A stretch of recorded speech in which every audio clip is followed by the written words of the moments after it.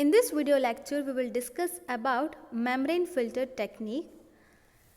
Membrane filter technique, it is used for the bacteriological examination of the water. And for the bacteriological examination of water, if we are doing in this method, we will use the microporous filter paper we will use. For the bacteriological examination of the water, we will use the microporous filter paper. And the entire principle is based on the filtration. And membrane filter technique, it is used for the qualitative examination as well as the quantitative examination, both qualitative and quantitative examination of bacteria by providing the selective media for the coliform group of bacteria to grow. So, membrane filter technique, it is used for both qualitative examination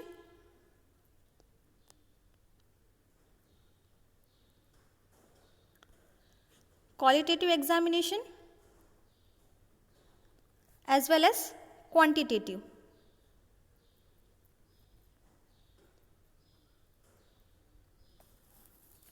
Now we will see what are the steps involved in this technique. First of all, a sterile filter paper disc is placed in the filter unit. Suppose this is our filter unit in which there is here we will place a sterile filter paper that will place in the filtration unit. Whatever the filtration unit is that in the above we will place this filter paper disc, and volume of water approximately 100 ml is passed through disc. From here it will pass through this disc. A volume of water approximately around 100 ml will pass through the disc, so the bacteria will retain on the surface of the disc of the filter paper disc. Okay, first of all we will take the filter paper disc, we place onto the filtration unit, and from the above we will place the water. We will pass out the water. Then whatever the bacteria that are present in the water, so it will retain onto the surface of the here on the surface of this filtration disc, or we can say that the filter disc. Now this filter disc, now we will remove from the filtration unit and we will place upon the absorbent pad that has been previously been saturated with appropriate medium such as endo-agar.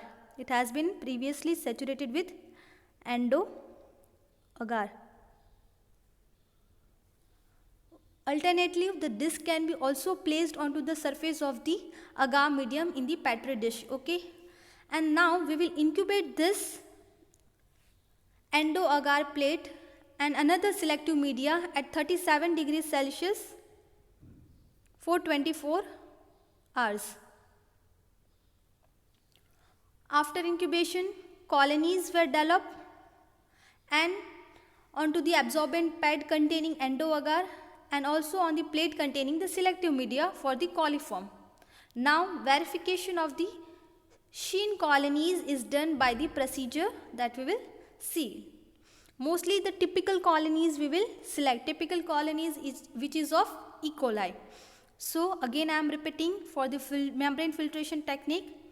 First of all, water is passed through the filter. Suppose here it is in the filter. Here it is a filtration unit. Water is passed through this filter. This is the filter. Okay. Filter placed onto the surface of the growth medium, usually endo-agar, or the selective media or the differential media like EMB.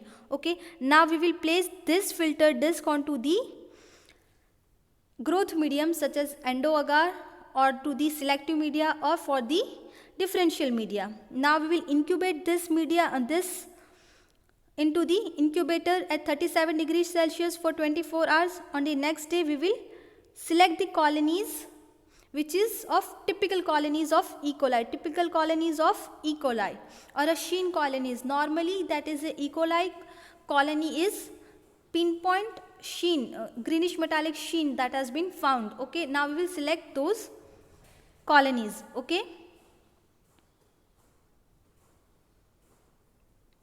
So we will pick up the Sheen colonies from the plate containing differential media, selective media, or from the endo-agar. We will take out any of those from these. Now we will pick up those colony Sheen.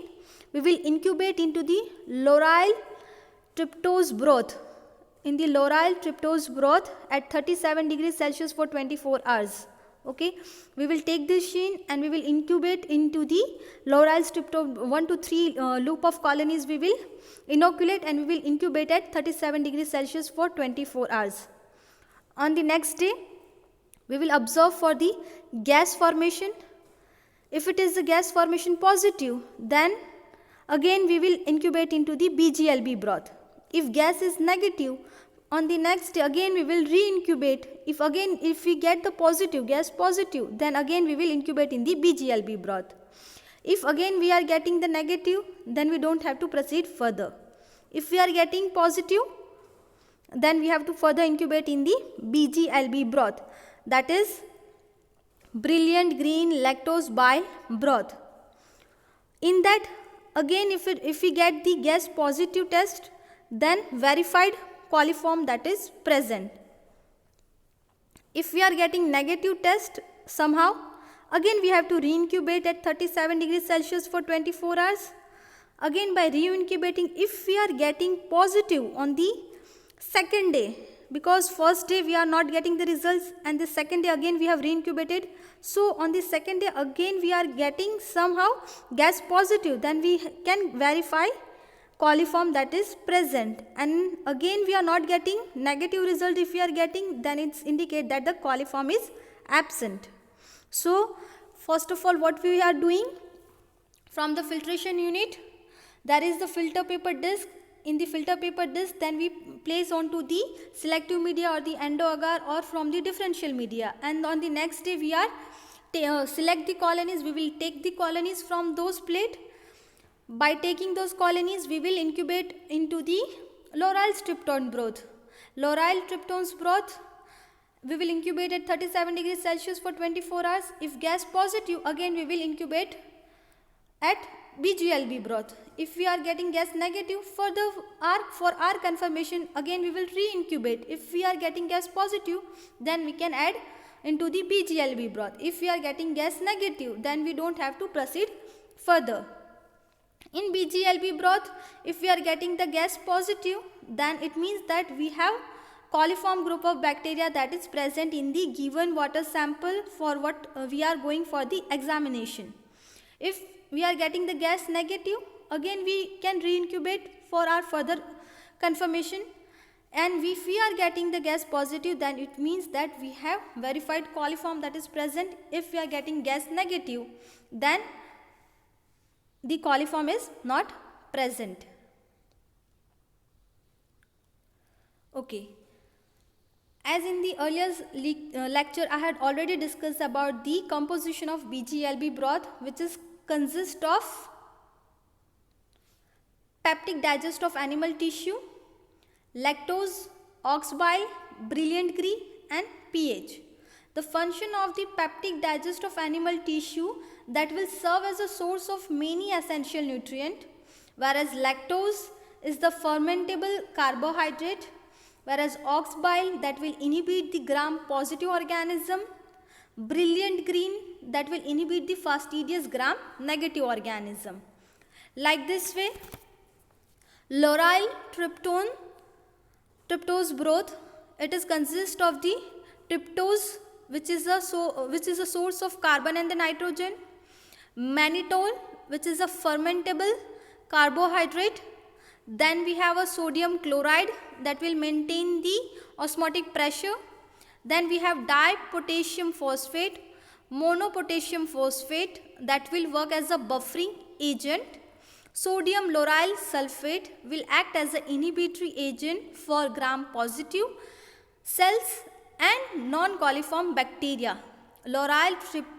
Sodium lauryl sulfate that will act as an inhibitory agent for the gram positive cells and for the non-coliform bacteria, and that is the L-tryptophan amino acid as a substrate for the tryptophan deaminase enzyme. So this is what all about the composition for the lauryl tryptose broth and BGLB broth. Now we will see what are the advantages of membrane filter technique. Large volume of sample can be examined. Okay, whatever, if we are taking the 100 ml, 200 ml, 300 ml, so directly we can pass through the filtration unit, and in above there is a filter, so large volume of filter can be examined. Result can be obtained more rapidly. Membrane can be transferred from one medium to the another for the purpose of selection of differential of colonies. Okay, so membrane can be transferred from one medium to the another for the purpose of selection of differentiation of colonies. Okay, and the fourth, and the result and in that we can say that results can be obtained more rapidly. Quantitative efficiency is also done.